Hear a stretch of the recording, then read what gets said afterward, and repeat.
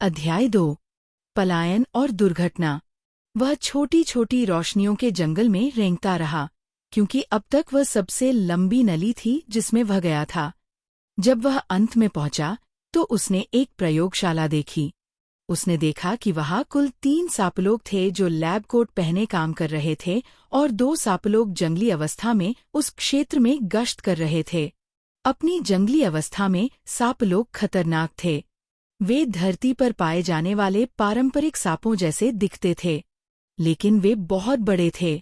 Johnson ने ढक्कन की झिरियों से देखा कि छेद फर्श के बहुत पास था, और प्रयोगशाला में उसे ढकने के लिए बहुत सी वस्तुएं थीं। उसे वहां बहुत सावधान रहना पड़ा। उसके फोन पर मौजूद नक्शे के अनुसार आखिरी नली लंबी प्रयोगशाला के पार और फर्श के पास विपरीत दीवार पर थी। चूंकि जिस नली के खुले भाग में वह था, उसके आसपास कोई नहीं था, जॉनसन ने ढक्कन हटाया, रेंगकर बाहर निकला और ढक्कन वापस लगा दिया। और ये सब उसने बिना कोई आवाज किए किया। झुकते हुए वह चुपचाप सबसे पास की वस्तु की ओर बढ़ा, जो प्रयोगशाला की आपूर्ति से भरा एक टोकरा लग रहा था। वह लगभग 15 मिनट तक वहां बैठा रहा, और कभी-कभी अपने दुश्मनों की हरकत देखने के लिए टोकरी की सतह पर अपना सिर ऊपर उठाता रहा। वह जो करने वाला था, उससे उसे एक वीडियो गेम की याद आ गई, जिसमें खिलाड़ी को सभी बिल्लियों से बचते हुए पनीर तक पहुंचने के लिए चूहे को रास्ते पर चलाना होता था। यहाँ वह चूहा था, और उसे पनीर तक पहुंचना था जो दूसरी नली के उस पार था। वहां पहुंचते ही वह तुरंत एस्केप पॉड्स तक पहुंच जाता। वह चुपके से बाई दीवार से सटे एक दूसरे क्रेट की ओर बढ़ गया। जैसे ही उसे देख सकने वाले गार्ड ने जॉनसन की तरफ अपनी पीठ कर ली। क्रेट के पास पहुंचकर जॉनसन ने क्रेट के ऊपर से झांका और उसके पीछे छिप गया। यह प्रक्रिया 5 मिनट तक चलती रही। इसके बाद उसे अपने सामने 6 कदम की दूरी पर स्थित कंप्यूटर टर्मिनल की ओर दौड़ना था।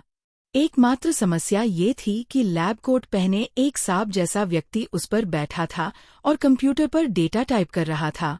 उसने इस तरह से समय का चुनाव किया कि कोई भी गार्ड उसे नहीं देख रहा था, और वैज्ञानिक के ठीक पीछे चला गया। सौभाग्य से टर्मिनल इतना बड़ा था कि वैज्ञानिक का पूरा शरीर उसमें छिप गया। इसलिए इसे ध्यान में रखते हुए जॉनसन ने तरकश से एक तीर निकाला और उसे अपने लक्ष्य की कराह को दबाने के लिए दूसरे हाथ को उसके मुंह पर रखते हुए गर्दन के पीछे भोंक दिया। इसके बाद उसे एक और वैज्ञानिक को मारना था, जो टर्मिनल पर 2 कदम आगे दाहिनी दीवार के पास खड़ा था। खुशकिस्मती से बीच में एक और रसद का डिब्बा पड़ा था, इसलिए उसने सही समय पर काम किया और उसके पीछे चला गया। उसने सतह पर झांका और देखा कि जंगली सांपमानव फिर से अपना ध्यान दूसरी ओर मोड़कर 360 डिग्री का दृश्य देखने लगे थे। वैज्ञानिक के पीछे पहुंचकर, जो पहले की तरह अपने काम में डूबा हुआ था, जॉनसन ने उसी खूनी तीर से अपने निशाने को हमेशा के लिए खत्म कर दिया। अब तक वह उन सबकी जान लेने से तंग आ चुका था, लेकिन टर्मिनल के पीछे एक और वैज्ञानिक था जिससे उसे निपटना था। अगला टर्मिनल 9 कदम आगे बीच में था और उसे दौड़कर वहां पहुंचना था, लेकिन उसके जूते इतनी आवाज कर रहे थे कि उसकी स्थिति का पता चल जाता। इसलिए उसने जूते उतारकर नंगे पैर जाने का फैसला किया। जैसे ही जंगली सांपरक्षक जॉनसन की दिशा से दूर सरक गए, वह अपने पंजों के बल जितनी तेजी से हो सके अगले टर्मिनल की ओर दौड़ा। जैसे ही वह वैज्ञानिक के पीछे पहुंचा, जंगली सांपरक्षक की नजर उसकी ओर लौट आई। वह पास तो था, लेकिन उसे देखे जाने से बचा लिया गया। उसने आखिरी वैज्ञानिक को भी मार गिराया और तय किया कि क्या करना है। उन 2 जंगली सांपरक्षकों से आगे निकलने का कोई रास्ता नहीं था। उसे उनसे मरते दम तक लड़ना होगा। सौभाग्य से अपनी जंगली अवस्था में सांपरक्षकों के पास कोई हाथ नहीं थे, केवल सर्प जैसे शरीर थे। इसलिए उनके पास कोई बजर या स्विच दबाने या झटका देने का कोई तरीका नहीं था जिससे अतिरिक्त बल के लिए अलार्म बज सके। इसलिए जॉनसन बहादुरी से खड़ा हो गया, और जैसे ही उसने ऐसा किया, सांपरक्षक फुफकारते हुए उसकी ओर रेंगने लगे। तब तक जॉनसन ने धनुष पर एक तीर चढ़ा लिया था और उसे छोड़ने ही वाला था।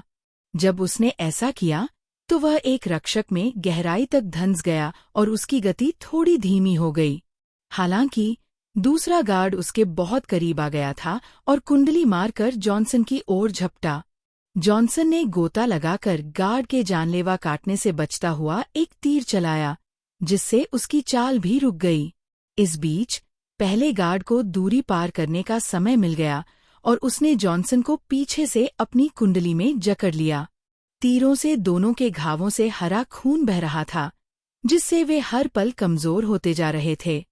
मेरी आंखों के सामने मुझे कुंडली में जकड़े गार्ड के अलावा अन्य गार्ड का रूप बदलने लगा। पूरे 7 मिनट में वह एक सांप का मानव रूप बन गया। फिर अपना एक हाथ छाती पर रखकर घाव पर दबाव डालते हुए वह कोने में एक कैबिनेट के पास गया और अपनी कमर में बंधा एक बेल्ट वाला उपकरण उठाया। कैदी, तुम कैसे भागे? एक स्थिर ध्वनि के साथ एक आवाज आई। वह यूनिवर्सल ट्रांसलेटर इस्तेमाल कर रहा था। कोई बात नहीं, मैं अतिरिक्त बल बुला रहा हूं ताकि तुम अपनी कोठरी में वापस पहुंच सको। ट्रांसलेटर की आवाज आई। ये कहकर वह धीरे धीरे टर्मिनल की ओर बढ़ गया।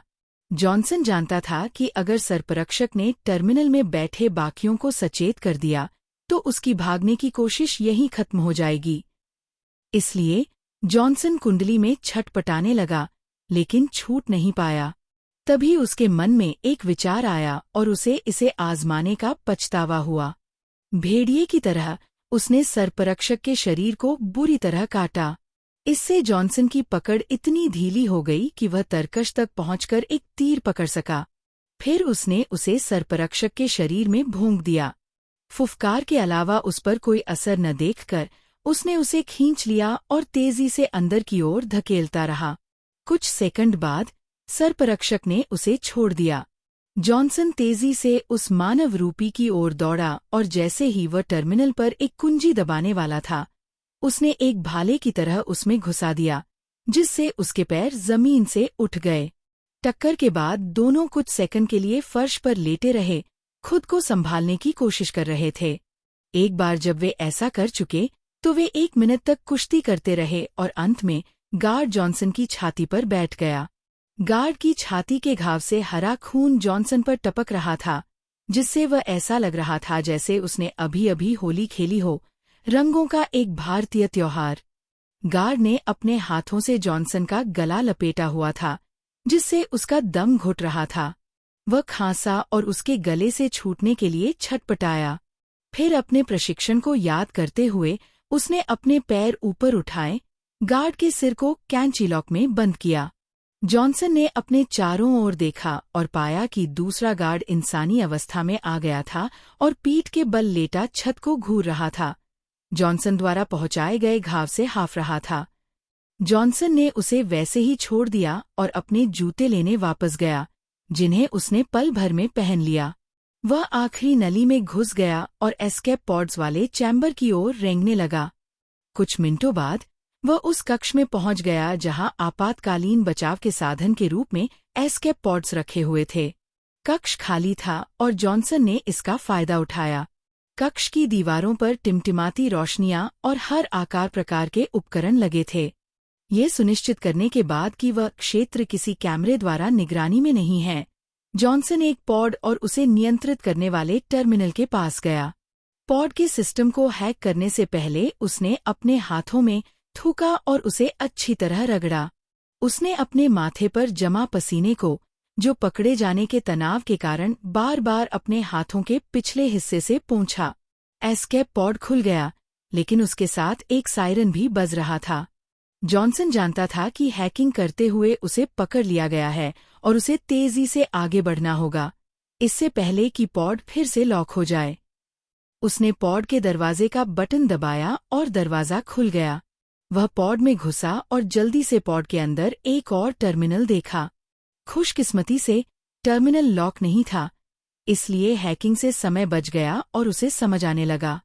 उसने दूर से कदमों की आहट सुनी और उसे पता था कि किसी भी पल उस पर हमला हो सकता है। अपनी सहज बुद्धि के अनुसार उसने टर्मिनल के कुछ बटन दबाए और पॉड को पकड़े हुए ऊपर लगे लॉकिंग मैकेनिज्म ने अनलॉक की आवाज की, और जैसे ही पहली गोली पॉड के दरवाजे पर लगी, पॉड चैम्बर के फिश में खुले छेद से नीचे गिर गया। जॉनसन ने व्यूइंग पोर्ट से देखा कि जैसे ही वह पॉड के साथ नीचे गिरा, मानव रूपी सांपरक्षक उस पर गोलियां चला रहे थे। जॉनसन ने अभी तक थ्रस्टर्स चालू नहीं किए थे, इसलिए पॉड जहाज के नीचे की जगह में तैरता हुआ सा लग रहा था। एक जोरदार धमाके से पूरा पॉड हिल गया, जिसे जॉनसन ने मिसाइल समझा। उन्होंने पॉड पर बमबारी शुरू कर दी थी। गनीमत रही कि पॉड मजबूत सामग्री से बना था, जिसने जॉनसन को हमले से बचा लिया। एक और मिसाइल पॉड से टकराई, जिससे जॉनसन पिनबॉल मशीन में गेंद की तरह उछल गए और उनकी नज़र धुंधली हो गई। चाहे पॉड कितना भी मजबूत क्यों न हो, अंततः मिसाइलों के लगातार हमले के कारण वह टूट जाएगा और जॉनसन को ये पता था। इसलिए उसने कड़ी मेहनत से ध्यान केंद्रित किया, जबकि उसके चारों ओर तबाही मची हुई थी। 1 मिनट के भीतर ही उसने थ्रस्टर्स चालू कर दिए और जहाज से दूर जाने लगा। उसे पॉड में भागे 5 घंटे हो चुके थे। अब तक उसे समझ नहीं आया था कि वह कहाँ है, लेकिन टर्मिनल स्क्रीन पर एक बिंदु ने आसपास किसी ग्रह का संकेत दिया। हो सकता है कि वह कोई विशाल क्षुद्र ग्रह हो, लेकिन उसे पता लगाना जरूरी था, इसलिए वह उसकी ओर बढ़ता रहा। 3 घंटे बाद उसे क्षुद्र ग्रहों का एक समूह दिखाई दिया। उसने उनके बीच से गुजरने के लिए साइड थ्रस्टर्स का इस्तेमाल किया। जैसे ही उसे रास्ता साफ हुआ, एक ग्रह उसकी नज़र में आया। वह उस तक पहुंचने के लिए तेजी से आगे बढ़ा। ग्रह के गुरुत्वाकर्षण खिंचाव में कुछ गड़बड़ हो गई। थ्रस्टर्स का ईंधन खत्म हो गया। गुरुत्वाकर्षण खिंचाव के विरुद्ध पॉड को पीछे धकेलकर लैंडिंग कराने का कोई रास्ता नहीं था। यह ग्रह की सतह पर दुर्घटनाग्रस्त होने वाला था। जॉनसन के पास सीट पर सीट बेल्ट बांधने और दुर्घटना से बचने की उम्मीद के अलावा कोई विकल्प नहीं था। खिंचाव और तेज हो गया और हवा के घर्षण से पॉड बाहर से गर्मी से लाल हो गया। जॉनसन ने भी अंदर उठती गर्मी को भर लिया। उसे एक बार किसी मनोरंजन पार्क में रोलर कोस्टर की सवारी की याद आ गई, लेकिन यह उससे 10 गुना ज्यादा बुरा था। जॉनसन चीख पड़ा जब पॉड को ग्रह की सतह की ओर तेजी से खींचा जा रहा था। उसे लगा कि इस खिंचाव के असर से वह पागल हो जाएगा। ग्रह की सतह से टूटते हुए पॉड से आसमान में धुएं का गुबार उठता देखा जा सकता था। एक बहरा कर देने वाली आवाज के साथ पॉड ग्रह की सतह से टकराया, जिससे हवा में धूल और मलबा उड़ गया। धूल के जमने के बाद टक्कर से बना एक बड़ा सा छेद दिखाई दिया। टक्कर के कारण जॉनसन बेहोश हो गए थे। जब उसे होश आया तो उसने धुंधली दृष्टि से पॉड का दरवाजा खोलने के लिए बटन ढूंढने की कोशिश की। 15 सेकंड बाद उसके हाथ से एक बटन दबा और दरवाजा आधा खुल गया और वहीं अटक गया। पॉड के अंदर क्षतिग्रस्त मशीनों और विभिन्न उपकरणों से निकलने वाला धुआं तेजी से भर रहा था। जॉनसन को उस हानिकारक धुएं के कारण जोर से खांसी आ रही थी और उसने दरवाजा इतना खोलने की कोशिश की कि वह निकल सके। असफल प्रयास के बाद उसने टूल बॉक्स में एक औजार ढूंढा। उसे एक लोहदंड, कुछ रेंच, एक सरिया समेत कई औजार मिले, लेकिन तभी उसकी आंखों में आंसू भर आए और उसकी नज़र एक ऐसे औजार पर पड़ी जो जैक जैसा दिख रहा था। उसने उसे पकड़ा, उसे आधे खुले दरवाजे के गैप में रखा और उसके मैकेनिज्म को लिफ्टिंग मोड से चौड़ा करने के मोड पर सेट कर दिया। फिर उसने लीवर पर पैर रखा और उसे तब तक ऊपर नीचे करता रहा जब तक जैक दोनों सिरों से कस न जाए। जब ऐसा हुआ तो जॉनसन ने लीवर पर खड़े होकर अपना सारा वजन उस पर डाल दिया। फिर वह उस पर थोड़ा उछला और दरवाजा धीरे धीरे खिसकने लगा। वह कुछ मिनट तक लीवर पर उछलता रहा और फिर यह देखकर कि दरवाजा उसे अनुमति देगा, वह अपना धनुष पकड़कर खांसते हुए और आंसू भरी आंखों के साथ पॉड से बाहर निकल गया। जॉनसन जिस गड्ढे में था, उसके किनारों से उसकी नजरें अवरुद्ध हो रही थीं। चढ़ाई ज्यादा खड़ी नहीं थी, इसलिए वह आसानी से बाहर निकल आया, और जब वह बाहर निकला तो उसने देखा कि वह चारों ओर हरियाली से घिरा हुआ था। हर जगह ऊंचे ऊंचे पेड़ थे। उसे अफ्रीका के जंगली इलाके की याद आ गई। जॉनसन ने देखा कि रात हो चुकी थी, लेकिन चांद, जो अपने चरम पर पहुंच चुका था, अपनी चांदनी बिखेर रहा था और हर चीज को चांदी से नहला रहा था। अफ्रीका एक जंगली इलाका था जहाँ जंगली जानवर कमजोरों का शिकार करते थे, और ये जमीन भी वैसी ही हो सकती है। अफ्रीका में सबसे योग्य की उत्तरजीविता ही खेल का नाम थी, और ये जमीन भी शायद यही करती हो। कौन जानता था कि जॉनसन को किस तरह के शिकारियों से जूझना पड़ेगा। 10 मिनट तक सोच विचार करने के बाद वह उत्तर दिशा की ओर चल पड़ा, जो उसके फोन में लगे कंपास प्रोग्राम द्वारा बताई गई दिशा थी। तकनीकी रूप से उन्नत फोन, जो आमतौर पर कई ग्रहों पर काम करता था, अब कोई संकेत नहीं दे रहा था। इसलिए किसी को फोन करके अपनी स्थिति बताने का विचार बेकार था। वह निश्चित रूप से एक अपंजीकृत ग्रह पर था। अभी भी कई ग्रह ऐसे थे जो अपनी गैर रहने योग्य प्रकृति के कारण पंजीकृत नहीं थे, जैसे कि पृथ्वी का चंद्रमा, या उन पर तरह तरह के आतंकवादी और अपराधी रहते थे। बाद वाले प्रकार के ग्रह को दुष्ट ग्रह कहा जाता था। संघ इन दुष्ट ग्रहों पर नियंत्रण पाने के लिए पुरजोर कोशिश कर रहा था, लेकिन गरीबी, भूखमरी और अत्यधिक जनसंख्या जैसी अन्य समस्याओं से जूझते हुए वह अब तक ऐसा करने में असफल रहा था। जॉनसन पेड़ों के बीच और कभी कभी खाली जमीन पर चलता रहा, जब तक कि वह उस जगह पर नहीं पहुंच गया जहां एक ऊंची चट्टान दिखाई देने लगी थी। जॉनसन ने सोचा कि अगर वह उस ऊंची चट्टान पर खड़ा हो जाए तो उसे आसपास का नजारा देखने का एक अच्छा मौका मिलेगा। यही सोचकर उसने उस चट्टान के नीचे से शुरुआत की। सौभाग्य से ऊपर तक जाने के लिए एक घास वाला रास्ता था, इसलिए वह उस रास्ते पर चल पड़ा। ऊपर जाते हुए रास्ते में उसे कई छोटे छोटे जानवर और पक्षी मिले। कुछ तो वहीं खड़े रहे और उसे बेचैन निगाहों से देखते रहे, जबकि कुछ छिपने की जगहों की तरफ भाग गए या उसे गुजरते देख उड़ गए। जब जॉनसन ऊपर पहुंचा तो उसकी सांस फूल रही थी और वह पालथी मारकर बैठ गया, हाथों के सहारे शरीर को थोड़ा पीछे की ओर झुका लिया। सांस लेने के बाद उसने आसपास का जायजा लिया। सबसे पहले उसने दाईं ओर क्षितिज देखा। यह एक शहर था जिसमें गगनचुंबी इमारतें और हर आकार की इमारतें चांदनी से जगमगा रही थीं। शहर में लगी उन छोटी छोटी रोशनियों के बीच जॉनसन को दूर से किसी मनोरंजन पार्क का नजारा याद आ गया। चूंकि वहां फोन काम नहीं करता था, इसलिए उसने पहले ही तय कर लिया था कि ये संघ द्वारा अपंजीकृत ग्रह है और शहर पर आपराधिक संगठनों का शासन हो सकता है। अपराधी हो या न हो, वह वहां से संघ को किसी को रेडियो पर संदेश भेज सकता था, या बेहतर होगा कि कोई जहाज चुरा ले। जॉनसन ने अपनी जेब से फोन निकाला, उसमें मौजूद सर्वे प्रोग्राम खोला और जहां वह खड़ा था वहां से और दूर से चमकते शहर की दूरी नापी। जल्दी से हिसाब लगाने के बाद प्रोग्राम ने बताया कि जहां वह खड़ा था वहां से शहर की सबसे नजदीकी सीमा तक पहुंचने में 6 दिन लगेंगे। उसका पेट कराह रहा था, उसे याद दिला रहा था कि उसे कुछ खाना चाहिए। वह शाकाहारी था और खरगोशों या दूसरे खाने योग्य जानवरों का शिकार करना, जैसा कि टीवी पर सर्वाइवल चैनलों पर दिखाया जाता है, उसके लिए कोई विकल्प नहीं था। उसने कुछ फल ढूंढने का फैसला किया था। एक गहरी सांस लेते हुए उसने चट्टान से नीचे उतरना शुरू किया। जमीनी स्तर पर पहुंचकर वह शहर की दिशा की ओर बढ़ा, जो उत्तर दिशा थी। रास्ते में वह फलों की तलाश करता। रास्ते में आने वाली हर अनोखी चीज, विदेशी पेड़ पौधे, फूल और घास, जो उसने अपने ग्रह पृथ्वी पर पहले कभी नहीं देखी थी, उसे वह निहारता रहा। 2 घंटे चलने के बाद उसे सचमुच भूख लगने लगी थी।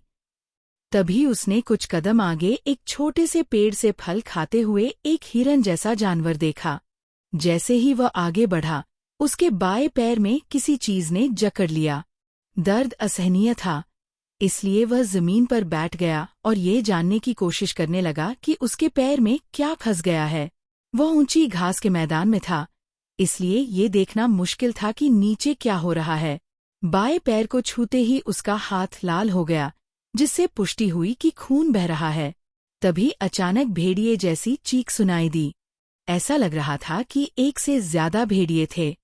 बड़ी मुश्किल से जॉनसन अपने दाहिने पैर पर खड़ा हुआ और चीखने की आवाज का स्रोत ढूंढने लगा।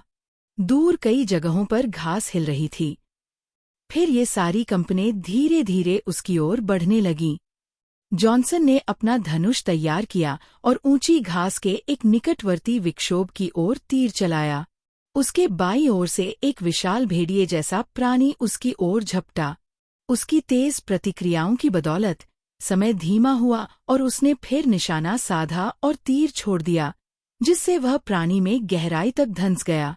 समय उसके लिए सामान्य हो गया। एक फुसफुसाहट की आवाज के साथ वह दूर चला गया।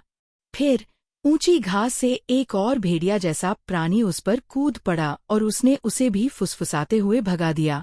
लेकिन दुर्भाग्य से इससे पहले कि वह दूसरा तीर खींचकर हमला कर पाता, एक और भेड़िया उस पर कूद पड़ा।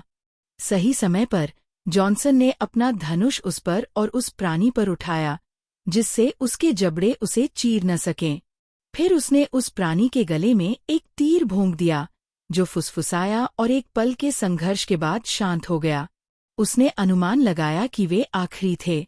घायल लोग अपनी मांद में लौट गए होंगे। उन शिकारियों से सुरक्षित बचकर उसने अपना ध्यान खून बहते पैर पर फिर से केंद्रित किया। धातु को हाथों से टटोलने के बाद उसने निश्चय किया कि ये हिरण या किसी और चीज को पकड़ने के लिए कोई जाल होगा।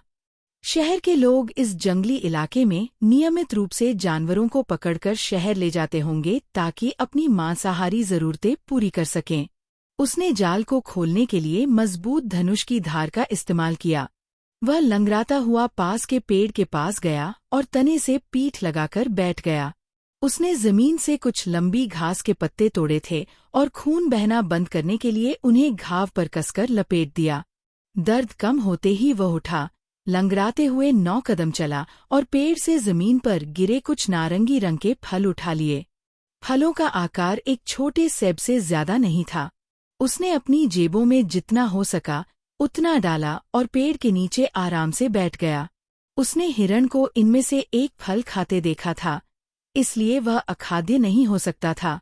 उसने एक का निवाला खाया और उसे तुरंत उससे प्यार हो गया। उसने 3 फल खा लिए और आश्चर्यजनक रूप से पहले ही संतुष्ट महसूस किया। इन फलों में जरूर कैलोरी ज्यादा होगी, एंडरसन ने सोचा। और पेट भर जाने के बाद पेड़ के तने से टिककर बैठे बैठे वह रात में कीड़ों की जानी पहचानी आवाज में सो गया। जब उसकी नींद खुली तो सूरज उग चुका था और सब कुछ अपनी सुनहरी सुबह की रोशनी में नहा रहा था। वह पक्षियों के चहचहाने की आवाज सुन सकता था, जैसे वे धरती पर गा रहे हों। उसने देखा कि उसकी बाईं ओर कुछ हिरण कल रात के बचे हुए फल चबा रहे थे। उसने हिरण को इतनी नजदीक से पहले कभी नहीं देखा था। जब एक अनियंत्रित जम्हाई आई और जॉनसन अपने आप को रोक नहीं सका और उसने अपना मुंह खोलकर हवा को अंदर खींच लिया, तो हिरण घबरा गए और उससे दूर भाग गए तथा उसकी दृष्टि से ओझल हो गए। उसने अपने शरीर को तान कर खड़ा हो गया। उसके घायल पैर में अब काफी आराम महसूस हो रहा था। अब वह थोड़ा सा लंगड़ा कर चल सकता था। फिलहाल दौड़ना तो नामुमकिन था, लेकिन उसे पूरा भरोसा था कि भारत के साधुओं से सीखी आत्मचिकित्सा की प्रक्रिया उसे ठीक कर देगी। अब उसे बस अपने शरीर की गंदगी और दिन के उजाले से स्नान करके आत्मचिकित्सा की ध्यान प्रक्रिया शुरू करने की जरूरत थी। ध्यान द्वारा उपचार की यह प्रक्रिया न केवल मन को बल्कि शरीर के शारीरिक घावों को भी ठीक कर सकती थी।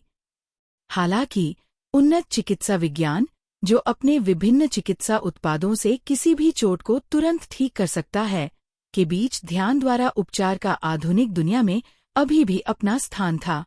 कुछ गुरुओं और साधुओं ने कहा कि मानव जाति जिस रूप में विकसित हुई है, वह उससे बिल्कुल अलग है जिसकी उसे अपेक्षा थी।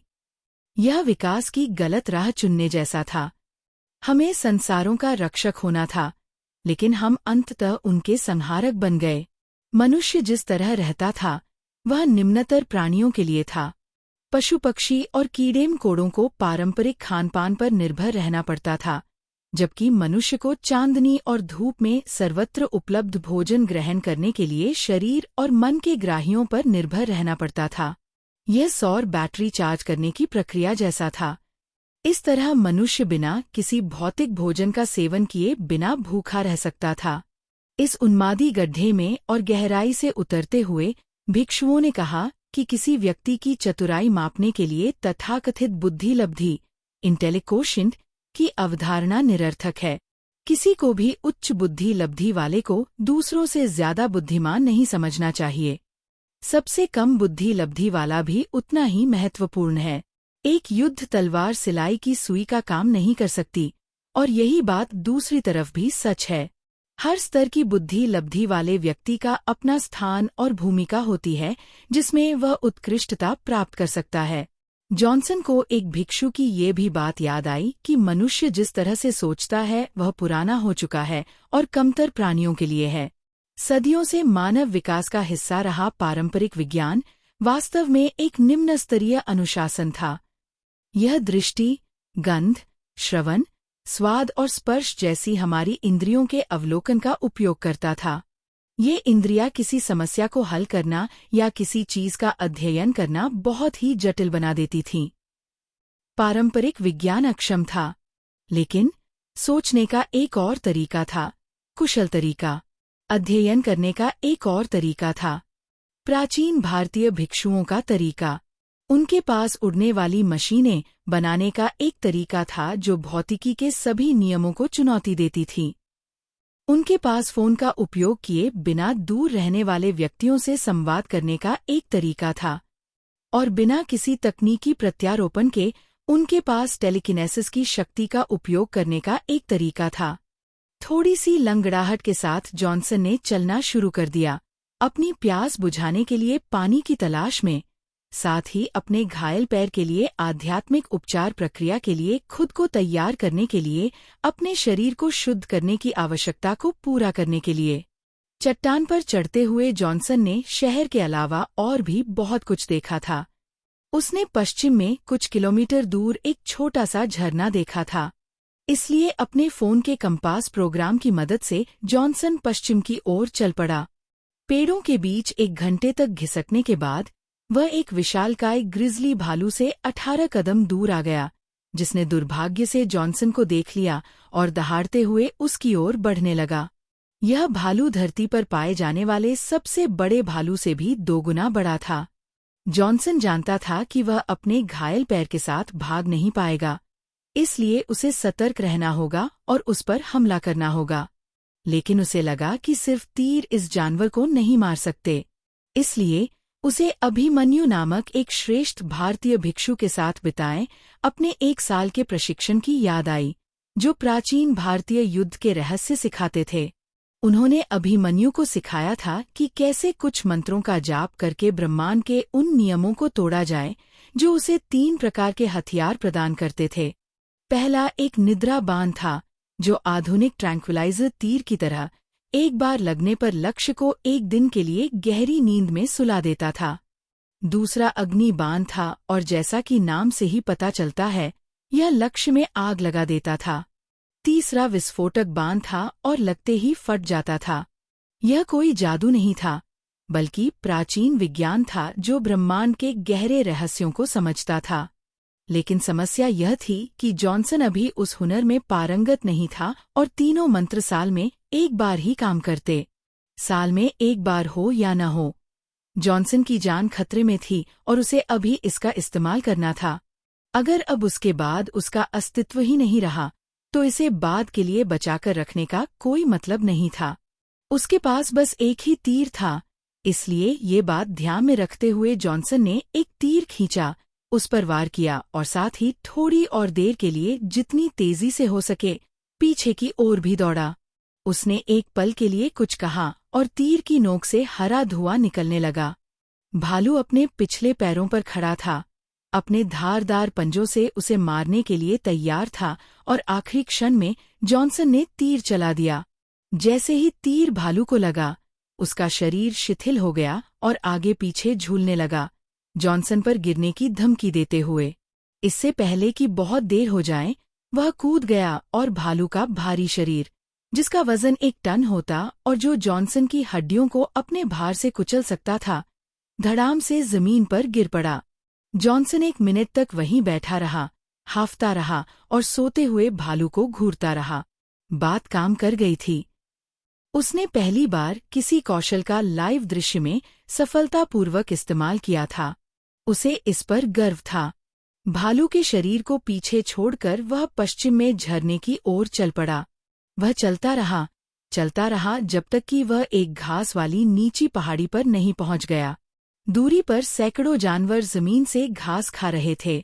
ज़ेब्रा, हिरन, वाइल्ड बीस्ट, जिराफ और घोड़े थे। वह उनके पास काफी दूर तक चला। जब वह उन्हें डराए बिना दृश्य का आनंद ले रहा था, तभी घास में छिपे शेरों के एक झुंड ने हमला कर दिया। चारों तरफ से घिरे शाकाहारी जानवर एक को छोड़कर उसमें भागने लगे। सभी शाकाहारी जानवरों की दिशा उसकी ओर थी। वह धीरे धीरे एक पैर पर उछलता कूदता हुआ दौड़ा और मेरे पीछे पीछे शाकाहारी जानवरों का झुंड आ गया। पहले ज़ेब्रा, फिर जिराफ और उसके बाद हिरन और वाइल्ड बीस्ट उसके पास से गुजरे। अब सबसे पहले घोड़ा उसके आगे निकल गया, उसके बाद बाकी घोड़े भी। शिकारी घात लगाए बैठे थे और वह भी शिकार पर था। शेरों से आगे निकलने का उसके पास कोई रास्ता नहीं था। उसे जल्दी सोचना था। शेर इतने ज्यादा थे कि वह खड़े होकर धनुष से लड़ नहीं सकता था। तभी अचानक उसके दिमाग में एक विचार आया। जैसे ही आखिरी घोड़ा उसके पास से गुजरने वाला था, उसने उसे पकड़ लिया और छलांग लगाकर उस पर चढ़ने की कोशिश करने लगा। कुछ सेकंड तक वह अजीब तरह से उससे लटका रहा, लेकिन फिर उसने नियंत्रण पा लिया। खुशकिस्मती से घोड़े को उसकी इस कोशिश से कोई फर्क नहीं पड़ा, क्योंकि उसका पूरा ध्यान शेरों से बचने पर था। आखिरकार शेरों को दौड़ाया गया और वे पीछे छूट गए। घोड़ा 1 किलोमीटर और दौड़ा, फिर उसका सारा ध्यान जॉकी पर चला गया। वह पागल हो गया और जॉनसन को गिराने के लिए बेतहाशा उछलने लगा। लेकिन जॉनसन डटा रहा। घोड़े ने लगभग 20 मिनट तक शोर मचाया। फिर जॉनसन ने उसकी गर्दन के किनारे हल्के से रगड़कर और थपथपाकर उसे काबू में किया। अकादमी में अपने प्रशिक्षण से वह घोड़ों को शांत करना जानता था। आखिरकार घोड़े ने जॉनसन की बात मान ली। जॉनसन ने सोचा कि वह जूली नाम का इस्तेमाल करके, जो उसने घोड़े को अभी अभी दिया था, इस जमीन का चक्कर लगा सकता है और अंततः शहर तक जल्दी पहुंच सकता है। यह सोचकर जॉनसन घोड़े को पश्चिम की ओर झरने की ओर ले गया, लेकिन उस जगह से दूर रहा जहां शेरों के झुंड ने झुंड पर घात लगाकर हमला किया था। उसे अभी भी उपचार करना था और इसके लिए उसे पहले अपने शरीर से पानी साफ करना था। जूली घास के मैदान पर 30 मिनट तक सरपट दौड़ती रही। उसके बाद जॉनसन को झरने की आवाज सुनाई देने लगी। 15 मिनट और सरपट दौड़ने के बाद जॉनसन एक नदी के पास पहुंच गया। झरना बहुत खूबसूरत था और घोड़ी को थपथपाने के बाद जॉनसन उससे नीचे उतरा। गनीमत रही कि घोड़ी भागी नहीं, बल्कि वहीं जमीन से घास खाती रही। जूली को अब अपने सवार पर भरोसा होने लगा था। जॉनसन धीरे धीरे नदी के किनारे की ओर बढ़ा और जूली वहीं रुकी रही। जब जॉनसन को यकीन हो गया कि घोड़ी भागेगी नहीं, तो वह मुड़ा और उथली नदी के किनारे चला गया। उसने कपड़े उतारे और नदी पार करके झरने के नीचे चला गया, जो ज्यादा ऊंचाई से नहीं गिर रहा था, इसलिए पानी का जोर सहने लायक था। 10 मिनट तक वह झरने के नीचे खड़ा रहा और अपने शरीर को अच्छी तरह धोता रहा, और जब वह नहा चुका तो वह शीशे जैसे पानी में से होकर वापस किनारे पर पहुंच गया जहां उसके कपड़े पड़े थे। उसने कपड़े पहने और जूली के पास जाकर उसे एक बार फिर थपथपाया, जो पानी पीने के लिए किनारे पर गई थी। यह देखकर कि जॉनसन उससे कुछ कदम दूर पालथी मारकर बैठ गया है, उसने आंखें बंद कर लीं और ध्यान द्वारा उपचार करने लगा। यह सब अंधकार से शुरू हुआ, लेकिन धीरे धीरे ब्रह्मांड उसकी आंतरिक आंखों के सामने आकार लेने लगा। तारे, ग्रह और जो कुछ भी अस्तित्व में था, वह उसके मन से देखा जा सकता था। घाव की तीव्रता के अनुसार आमतौर पर घाव भरने में समय लगता था, लेकिन जॉनसन की आंखें खुलने में 4 घंटे लग गए। सूरज क्षितिज पर डूब चुका था। जॉनसन खड़ा हुआ और देखा कि उसका बायां पैर बिल्कुल नया जैसा हो गया है। इसकी पुष्टि के लिए वह उस पर थोड़ा उछला। फिर उसने देखा कि जूली करवट लेकर सो रही थी। जॉनसन को भूख लगी थी। इसलिए जूली को किनारे पर छोड़कर वह खाने की तलाश में निकल पड़ा। 1 घंटे बाद वह उस जगह पर लौटा जहां जूली सो रही थी। उसने पास के पेड़ों से तोड़े हुए कुछ फल जूली की नाक के पास रख दिए। फलों की मीठी खुशबू से घोड़ी जाग गई और बिना उठने बैठने की जहमत उठाए उसने मुंह से फल पकड़कर चबाना शुरू कर दिया। जॉनसन मुस्कुराया और उसे आलसी कहा। वह उसके बगल में बैठ गया और अपने हिस्से के फल चबाने लगा। काम पूरा होने के बाद जॉनसन फिर से गायब हो गया और 30 मिनट बाद अपने कंधे पर लकड़ियों का एक गट्ठा लेकर लौटा। उसने गट्ठा जमीन पर रखा और लकड़ियों के कुछ टुकड़ों को एक साथ जोड़ दिया। फिर उसने 2 पत्थरों को रगड़कर चिंगारी पैदा करने की कोशिश की। 15 मिनट तक उसने कोशिश की। फिर एक चिंगारी निकली और सूखी घास ने आग जलाकर लकड़ियों को जला दिया। रात बहुत ठंडी थी और घोड़ी और जॉनसन सुखदायक आग के पास डेरा डाले हुए थे। एक और दिन था। सूरज क्षितिज पर चमक रहा था और जॉनसन जूली पर सवार होकर खुले घास के मैदान में था। जहां तहां कहीं कहीं पेड़ दिखाई दे रहे थे। वे 1 घंटे पहले ही उठे थे और अब वे उत्तर दिशा में शहर की ओर बढ़ रहे थे। जॉनसन को थ्रस्टरों की गर्जना सुनाई देने लगी। कुछ मिनट बाद उसने दूर जमीन पर एक विमान देखा। जॉनसन ने जूली को रोका और गौर से देखा। कुछ लोग एक मजबूत जाल में बंधे एक पकड़े गए जिराफ को बेल्ट से बांधकर विमान से बांधने की कोशिश कर रहे थे। जॉनसन ने देखा कि एक आदमी ने एक चेनसो चालू किया और उसे घबराए हुए जिराफ की गर्दन के पास ले जाने लगा। जॉनसन ने सोचा कि वे शिकारी हैं और उसने चेनसो वाले उस आदमी पर तीर चलाया, अग्निबाण मंत्र पढ़ा और तीर चला दिया। दूरी के कारण यह सामान्य तीरों की पहुंच से बाहर था और केवल अग्नि और विस्फोटक तीर ही इतनी दूर लक्ष्य को भेद सकते थे। यही कारण था कि जॉनसन ने अपने अग्निबाण कौशल का इस्तेमाल किया। यह उस आदमी के बाएं पैर के पिछले हिस्से में लगा और वह चीख पड़ा, जबकि उसका पूरा शरीर आग में घिरने लगा। बाकी 3 आदमी अपने साथी को डर से देखने लगे। एक आदमी विमान में चढ़ा और अपने साथ एक लाल सिलेंडर लाया। उसने जलते हुए आदमी पर उससे स्प्रे किया। 1 मिनट बाद आग बुझ गई और जले हुए आदमी को विमान में ले जाया गया। उनमें से एक आदमी ने जॉनसन को देखा और उसकी तरफ इशारा किया। तीनों ने अपनी पिस्तौलें निकालीं और जॉनसन पर गोलियां चलानी शुरू कर दीं। जॉनसन ने जूली को गोलियों से बचाते हुए पूरी गति से भागने पर मजबूर कर दिया। जॉनसन घड़ी की दिशा में आगे बढ़ते हुए उन आदमियों के पास पहुंच गया, क्योंकि जॉनसन को सामान्य तीर चलाने के लिए रेंज में रहना जरूरी था ताकि वह जवाबी हमला कर सके। अगर वह जवाबी हमला नहीं करता और भाग जाता तो बेचारा जिराफ शिकारियों के हाथों जरूर मर जाता। जॉनसन जब शूटिंग रेंज में पहुंचा तो उसने उन पर तीर चलाने शुरू कर दिए। घोड़े पर सवार होकर तीर चलाना मुश्किल था और दोनों तरफ से कई बार तीर चूके। उसके बाद जॉनसन ने एक आदमी का गला घोंट दिया। वह अपने हाथों से घाव पकड़े जमीन पर गिर पड़ा। उसे पीछे छोड़कर बाकी 2 शिकारी यान की ओर भागे। जॉनसन ने यह सोचकर तीर चलाना बंद कर दिया कि वे जा रहे हैं, लेकिन जैसे ही यान हवा में उठा, उसके थ्रस्टर किसी जानवर की तरह जोर से दहाड़ने लगे। उसने तीर चलाना शुरू कर दिया। एक यान उड़ा रहा था और दूसरा लेजर गन चला रहा था। एक तेज आवाज के साथ जॉनसन की ओर एक लाल बत्ती दागी गई, जिसे उसने आखिरी पल में चकमा दे दिया, जिससे घास और मिट्टी उड़ गई और जमीन में एक गड्ढा बन गया। अगली लेजर गोली जूली और जॉनसन से चुककर उनके ठीक आगे जमीन पर लगी और जूली और जॉनसन जमीन पर गिर पड़े। लेजर तोप ने एक गोली चलाने के लिए 3 सेकंड का समय लिया। जॉनसन पीठ के बल लेट गया, लेकिन एक और गोली दागे जाने से पहले, जो निश्चित रूप से जूली और जॉनसन को टुकड़े टुकड़े कर देती, उसे कुछ करना होगा। सोचने का समय नहीं था। उसके पास कार्रवाई के लिए सिर्फ 3 सेकंड थे। इसलिए पीठ के बल लेटकर उसने जल्दी से विस्फोट वाले तीर का जाप किया और तीर चला दिया। गिरने के कारण उसकी दृष्टि अभी भी धुंधली थी। लेजर तोप के दागे जाने से ठीक पहले तीर यान के मध्य भाग से टकराया और एक जोरदार विस्फोट हुआ और तेज रोशनी हुई, जिससे जॉनसन कुछ सेकंड के लिए अंधा हो गया। जॉनसन ने उस चमक में आंखें सिकोड़ कर देखा, लेकिन कुछ भी नहीं देख पाया। यह नंगी आंखों से सूरज देखने जैसा था। कुछ सेकंड बाद उसने एक बहरा कर देने वाली आवाज सुनी, जो यान के जमीन पर गिरने की थी।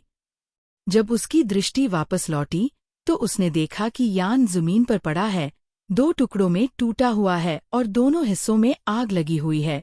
जॉनसन खड़ा हुआ, जूली को अपने पैरों पर खड़ा होते देखा, बंधे हुए जिराफ के पास गया और उसे आजाद कर दिया। जैसे ही जिराफ आजाद हुआ, वो खड़ा हो गया, अभी भी घबराया हुआ लग रहा था, और पूर्व दिशा में भाग गया, जल्द से जल्द उस जगह से निकलकर अपने झुंड में वापस जाने के लिए आतुर। फिर उसने घोड़ी की जांच की कि कहीं उस पर कोई चोट तो नहीं लगी है। जब उसे कोई चोट नहीं मिली तो उसने जूली को सहलाया और विमान को जलता हुआ छोड़कर उत्तर की ओर, शहर की ओर चल पड़ा।